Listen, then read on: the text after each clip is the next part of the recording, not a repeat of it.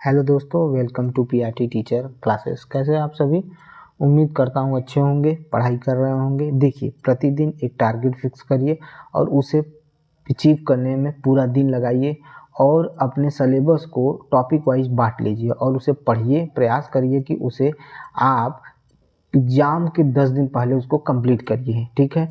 और सुनिएगा, आप अभी इस समय में सिर्फ अपने एग्ज़ाम पे फोकस करिए। 17 मार्च को आपका एग्ज़ाम है और आपको सिर्फ अपने एग्ज़ाम पर फोकस करना है। अपने जो पॉइंट्स हैं, अपने जो टॉपिक हैं, उनको पढ़िए, उनको क्लियर करिए। जो चीज़ें नहीं क्लियर हो रही हैं उनको बार बार पढ़िए। यूट्यूब पर सारे टॉपिक पॉइंट आपको मिल जाएंगे, ठीक है। इस समय जितने भी एजुकेशन के चैनल हैं, जो भी आपके एग्ज़ाम से रिलेटेड हैं, उनको सब्सक्राइब करिए, उनको देखिए और उनको पढ़िए अच्छे से, ठीक है।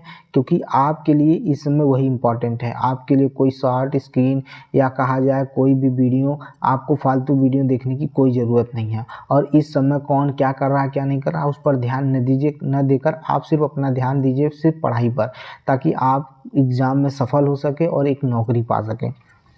तो उसी क्रम में शुरू करते हैं।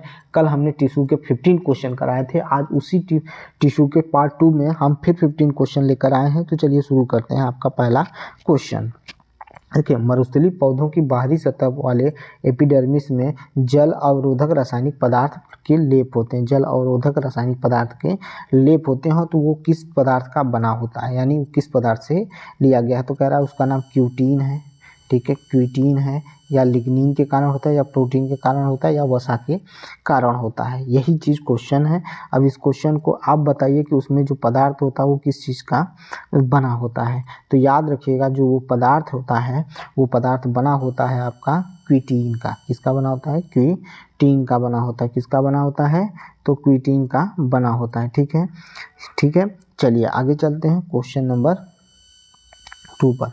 कह रहा है कि जो भित्ति होती है, ठीक है, जो भित्ति होती है, भित्ति पर सुब्रीन नामक पदार्थ होता है, जो इन छालों को क्या करता है, मतलब उस छालों से हमें क्या मिलता है, यानी पौधों को क्या मिलता है, ठीक है। तो याद रखिएगा, उन छालों से हवा और पानी के लिए वो अभेद बनाता है, कोमलता प्रदान करता है, सूखने से बचाता है, या इनमें से कोई नहीं। तो इसका राइट आंसर हो जाएगा हवा और पानी से उसको क्या करता है? अभेद बनाता है। क्या बनाता है? तो अभेद बनाता है। हवा और पानी से क्या करता है? बचाने की कोशिश करता है। कौन करता है? तो याद रखिएगा, जो सुब्रीन नामक पदार्थ होता है उसकी हम बात कर रहे हैं। सुब्रीन नामक पदार्थ की बात हम कर रहे हैं, ठीक है। तो चलिए आगे चलते हैं क्वेश्चन नंबर 3 पर। क्वेश्चन नंबर 3 क्या है भाई? आइए क्वेश्चन नंबर 3 को देखा जाए। क्वेश्चन नंबर 3 कहता है, जाइलम और फ्लोएम को अन्य किस नाम से जाना जाता है? जाइलम और फ्लोएम को अन्य किस नाम से जाना जाता है? जटिल स्थायी ऊतक के नाम से जाना जाता है, संवहन ऊतक के नाम से जाना जाता है, सरल स्थायी ऊतक के नाम से जाना जाता है, या उपयुक्त सभी? तो याद रखिएगा, इसमें जो आंसर होगा वो आपका क्या हो जाएगा? संवहन ऊतक के नाम से जाना जाता है। किसके ऊतक, किस ऊतक के नाम से जाना जाता है? तो संवहन ऊतक के नाम से जाना जाता है, क्योंकि ये संवहन बंडल से मिलकर बने होते हैं। इनका निर्माण संवहन बंडल से होता है। और संवहन ऊतक जटिल पौधों को एक विशेषता है। संवहन ऊतक जो है जटिल पौधों की एक विशेषता है, जो स्थलीय वातावरण में, ठीक है, रहने के लिए, यानी पौधों को स्थलीय वातावरण में रहने के लिए अनुकूल बनाता है, ठीक है। और सुनिएगा क्या करते हैं, तो ये दोनों जाइलम और फ्लोएम खनिज और जल का क्या करता है? संवहन करता है, जबकि फ्लोएम क्या करता है? पत्तियों से भोजन को पौधों के हर भाग में पहुंचाने का काम करता है। अभी जाइलम और फ्लोएम के बारे में और चीज़ें पढ़ेंगे कि जाइलम किन अवयवों से मिलकर बना है, फ्लोएम किन अवयवों से मिलकर बना हुआ है। तो सुनिएगा, जाइलम किससे किससे बना? तो जाइलम में मुख्य अवयव है ट्रैकिड, जिसे वाहिनिका कहते हैं, वाहिका होता है दूसरा। फिर तीसरा जाइलम पैरेन्काइमा होता है, और क्या होता है? जाइलम फाइबर होता है। इनके भी मैं कार्य बताऊंगा आपको, ठीक है।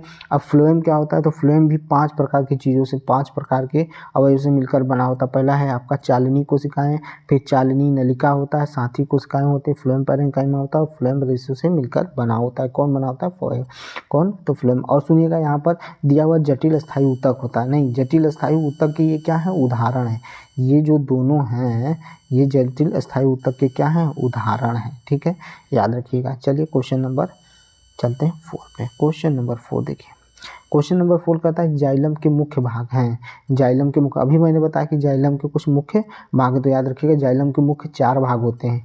एक होता है आपका ट्रैकेट जिसे वाहिनिका कहते हैं, फिर वाहिका होता है, फिर जाइलम पैरेन्काइमा होता है और जाइलम फाइबर होता है। क्या होता है? जाइलम फाइबर होता है। तो इसका आंसर हो जाएगा उपर्युक्त सभी। क्या हो जाएगा? उपर्युक्त सभी इसका आंसर होगा। उपर्युक्त सभी इसका आंसर होगा। आइए क्वेश्चन नंबर 5 पे चलते हैं। क्वेश्चन नंबर 5 क्या कहता है?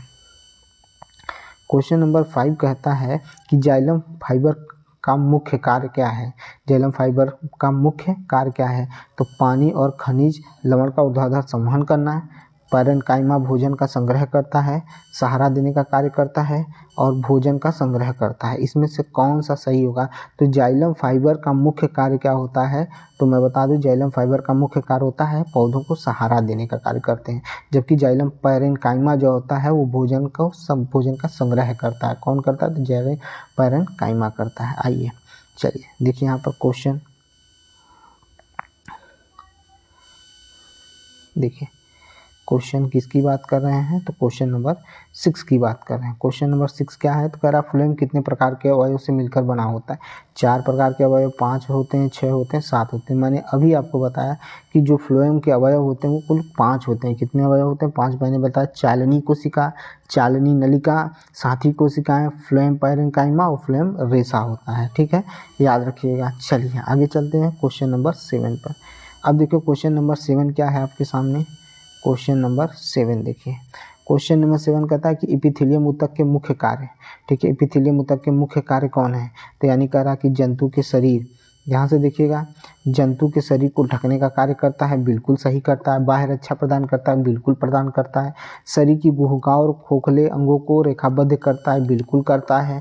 ठीक है, यह अपशिष्ट पदार्थ को निष्कर्षण जैसे पसीने के माध्यम से अपशिष्ट पदार्थ बाहर निकालता है, बिल्कुल निकालता है।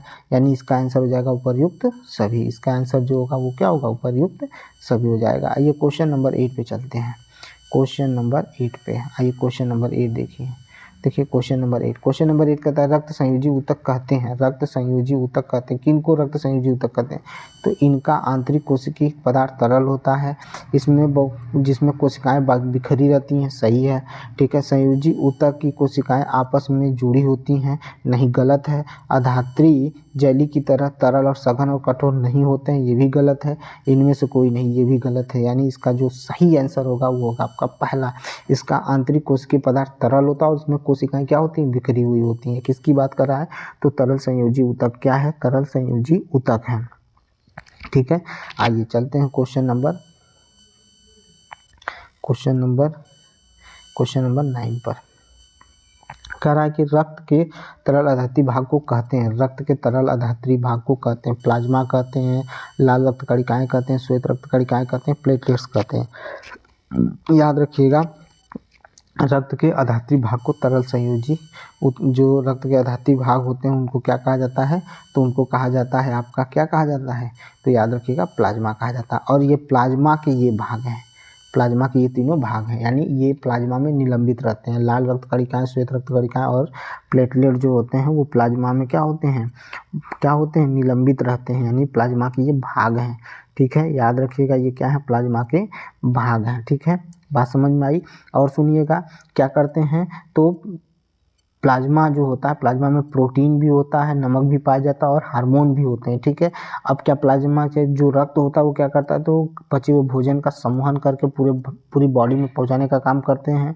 ठीक है, और हार्मोन भी पहुंचाते हैं और उत्सर्जी पदार्थों को भी एक मतलब भारी शरीर से क्या करते हैं? बाहर निकालने का काम करते हैं। ठीक है, तो चलिए क्वेश्चन देखते हैं आगे। Question number 10। क्वेश्चन नंबर 10 कहता है कि प्लाज्मा एक अन्य अवयव है, प्लाज्मा में अन्य अवयव पाया जाता है। तो प्लाज्मा में अन्य अवयव कौन कौन से पाए जाते हैं? अभी बताया मैंने, प्रोटीन भी पाए जाते हैं, हार्मोन भी पाए जाते हैं, नमक भी पाए जाते हैं। इसका सही आंसर हो जाएगा उपर्युक्त सभी। आइए क्वेश्चन नंबर 10 देखते हैं। 11 क्वेश्चन नंबर, अस्थि संयोजी ऊतक का निर्माण होता है। अस्थि संयोजी ऊतक का निर्माण किससे होता है? कैल्शियम से, फास्फोरस से, या दोनों से, या क्या डी। तो याद रखिएगा अस्थि संयोजी ऊतक का निर्माण जो होता है वो कैल्शियम फास्फोरस दोनों से, यानी इसका आंसर हो जाएगा सी। आइए क्वेश्चन नंबर 12 चलते हैं। क्वेश्चन नंबर 12 कहता है कि वे ऊतक जो अस्थि और मांसपेशियों को जोड़ता है, वे ऊतक जो अस्थि और मांसपेशियों को जोड़ता है, ठीक है, उसकी बात कर रहे हैं। तो इसमें कह रहा है कि पहला आंसर स्नायु, नहीं भाई, स्नायु जो होता है ध्यान से सुनिएगा, स्नायु दो अस्थियों को जोड़ने का काम करता है। स्नायु जो होता है दो अस्थियों को जोड़ने का काम करता है। स्नायु जो होता है क्या करता है, दो अस्थियों को जोड़ने का काम स्नायु का काम होता है, ठीक है। उपास्थि जो होता है वो कैसा होता है, तो उपास्थि जो होता है वो लचीली हड्डियों में पाया जाता है, ठीक है। जैसे कान, नाक, कंठ, श्वास नली में ये उपास्थि मिलता है, इसको हम आसानी से मोड़ सकते हैं, इसको क्या किया जा सकता है, आसानी से मोड़ा जा सकता है, ठीक है। तो इसका सही आंसर क्या हो जाएगा आपका, तो इसका सही आंसर हो जाएगा कंडरा। कंडरा जो होता है, कंडरा में क्या होता है कि अस्थि जो होती है, अस्थि को उपास्थि से जोड़ने का काम या मांसपेशियों से जोड़ने का काम कौन करता है, तो कंडरा करता है, ठीक है। और ये मजबूत होता है और लचीलापन पाया जाता है, और ये रेशेदार ऊतक होते हैं। कैसे होते हैं, तो रेशेदार ऊतक होते हैं। क्वेश्चन नंबर 13 पे आइए। पेशी ऊतक का मुख्य कार्य होता है, पेशी ऊतक हमारे शरीर में गति के लिए उत्तरदायी होता है, हमारे शरीर में स्थिरता के लिए उत्तरदायी होता है, हमारे शरीर में मजबूती के लिए उत्तरदायी थे, इनमें से कोई नहीं। मुख्य कार्य पूछ रहा है तो याद रखिएगा इसका सही उत्तर हो जाएगा हमारे शरीर को गति प्रदान करने का काम करता है पेशी ऊतक। क्यों करता है, कैसे करता है, उसके बारे में सुन लीजिए।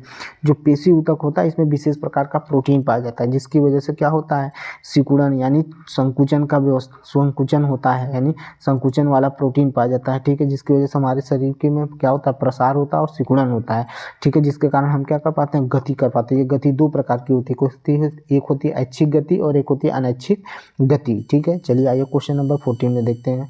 14 कहता है कि ऐच्छिक पेशी को अन्य किस नाम से जाना जाता है, तो कंकाल पेशी के नाम से, रेखित पेशी के नाम से, ए बी दोनों या इनमें से कोई नहीं। तो याद रखिएगा इसका दोनों नाम सही है, यानी सी वाला आंसर सही होगा। आइए क्वेश्चन नंबर 15 देखते हैं। लास्ट क्वेश्चन है और बहुत ही इंपॉर्टेंट क्वेश्चन है, ठीक है। देखिए इसमें क्वेश्चन क्या है, एक तंत्रिका कोशिका की लंबाई हो सकती है कितना, एक तंत्रिका कोशिका की लंबाई 1 मीटर तक लंबी हो सकती है, ये एक तंत्रिका कोशिका की लंबाई 2 मीटर तक लंबी हो सकती है, एक तंत्रिका कोशिका की लंबाई 2.5 मीटर तक लंबी हो सकती है, एक तंत्रिका कोशिका की लंबाई 3.5 मीटर तक लंबी हो सकती है। तो इसका सही आंसर हो जाएगा 1 मीटर तक लंबी हो सकती है। तो देखिए ये है आपके सामने, ये मैंने आपके सामने 15 क्वेश्चन रख दिए हैं, ठीक है। अब इसके बाद मैं फिर नया चैप्टर लेकर आऊँगा। अगर मेरा वीडियो आपको अच्छा लगता है, आपको लगता है कि नहीं ये बहुत ही यूज़फुल वीडियो है और इससे क्वेश्चन आ सकते हैं, तो मेरी वीडियो को लाइक करिए, शेयर करिए और ज़्यादा से ज़्यादा शेयर करने की कोशिश करिए। चलिए मिलते हैं नेक्स्ट वीडियो में, बहुत बहुत धन्यवाद।